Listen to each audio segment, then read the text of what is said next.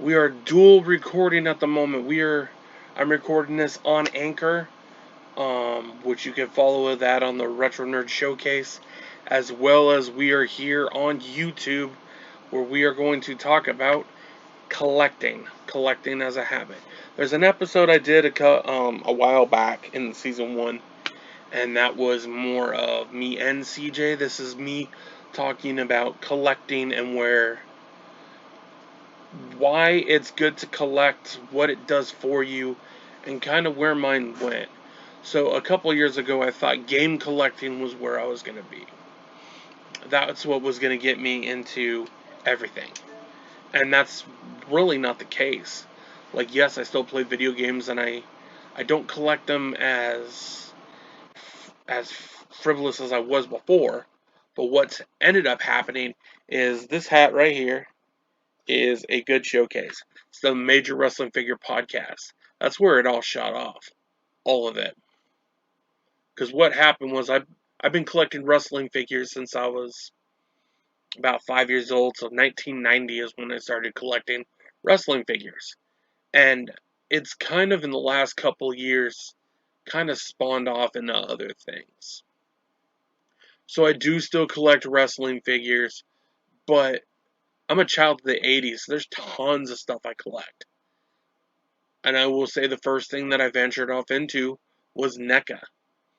NECA makes really good figures.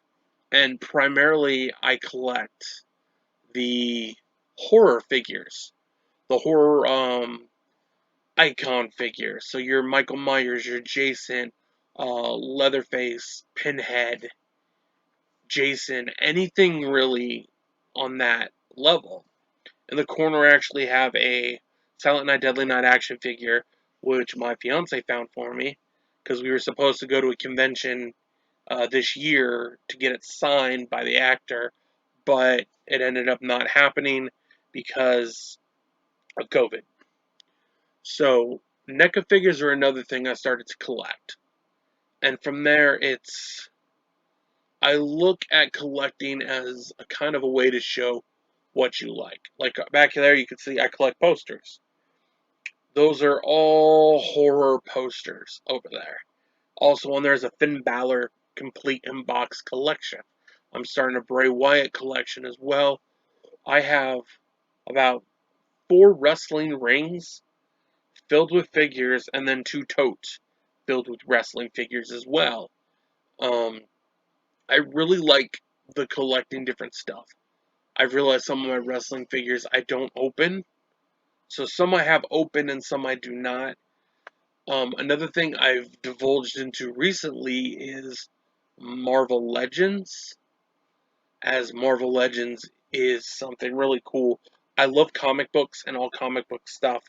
So Marvel Legends, so far I have maybe 10, 12, something like that. That's a recent collection. So I started collecting those, and from there, also DC Multiverse, which is DC's version of the Marvel Legends. I also started collecting the Power Rangers Lightning Collection, which are very articulated Power Rangers figures, but I'm looking more for the Mighty Morphin Power Ranger ones. Anything on that wavelength, the Power Ranger ones are ones that I'm really trying to get into collecting. Other things that I truly love to collect is movies. I love finding movies, trying to find movies that I love and adore, and they're great things to collect. Even Thundercats. Up there you can see there are some Thundercat stuff. I do have a Thundercat statue that is very hard to come by, and it's a Bengali statue.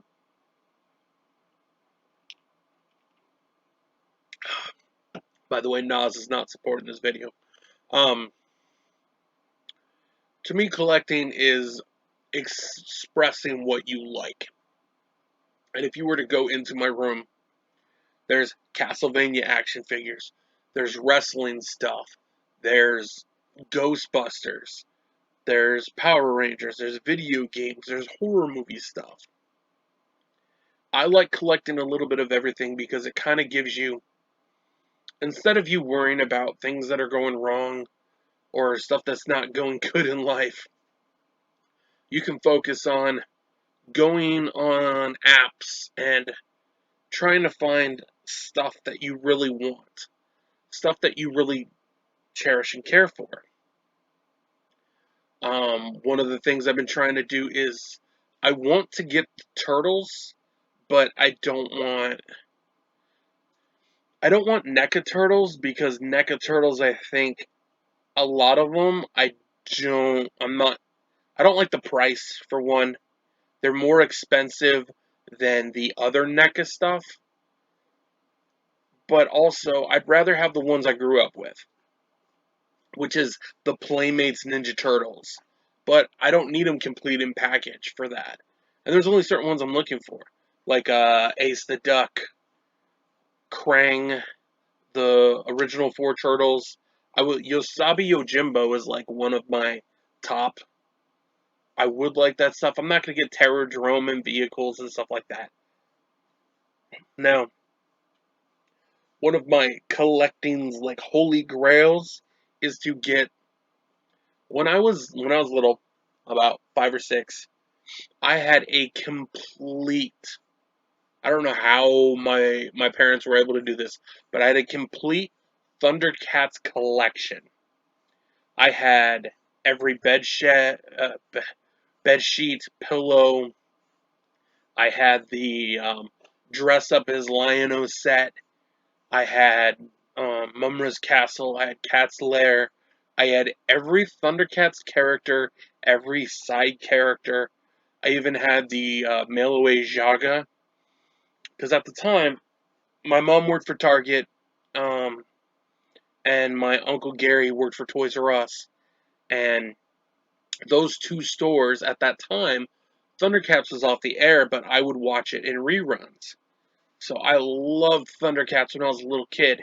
I still love Thundercats. It's just their merch is so hard to come by these days. And I would love to have the original toys again. And to me, they don't need to be in the boxes. They don't need to be mint like that. But if I was to have them again, I would. That would be great. I love Thundercats. I've even thought about divulging and getting the 2011 figures. But Thundercats to me is something that people talk about their holy grails, and my holy grails is the Thundercat toys. It is the Thundercat toys, and it is another one would probably be the Dino Riders toys, which I grew up on and a lot of people did not have. I'm not what you call a GI Joe and Transformers guy. Transformers, my favorite Transformer is Grimlock. I like Transformers, it's not one of my favorites. I like GI Joe, it's not one of my favorites. I like He-Man, but it's not one of my favorites. It's Power Rangers and and Turtles were my top 3. But wrestling figures too is like, has always and will always be the end all be all. And I love my wrestling figures. I have so many, but I have more Mattels than anything else because I've lost my collection twice, and those are because of 2 different girlfriends. I collected from when I was a kid up until I was about 25, and my girlfriend at the time threw them away. And then I tried to rebuild, and then another girlfriend threw those away because said they weren't anything. And that's why I fully cherish my fiance, because she supports my collecting, that I like stuff. And I've even brought her into some of the stuff that I like. Like, I tried to get into the Black Series Star Wars stuff, but I like Star Wars, but I don't need the figures. So to me, Star Wars isn't something I would jump back into. But NECA and Super 7 make so many good stuff that I watch, that I love. So NECA has the Back to the Future set. I would love to get the Back to the Future set. NECA Super 7 makes these amazing looking Thundercats toys that are coming out. But the problem is Super 7 does take a long time for a lot of figures to come out. So by the time like I would to pre-order it, I would probably forget about it. And those two companies, if you really think about the way that collecting has gone in toys, there is um there's certain companies that I call as the saviors of the toy industry. Because before a lot of these came on, let's go back to like 2017 when Toys R Us died. And there was this huge outcry. Well, where are we going to get our stuff? Where are these toys going to be? Because Toys R Us swallowed up KB Toys. I'm talking exclusively where I live.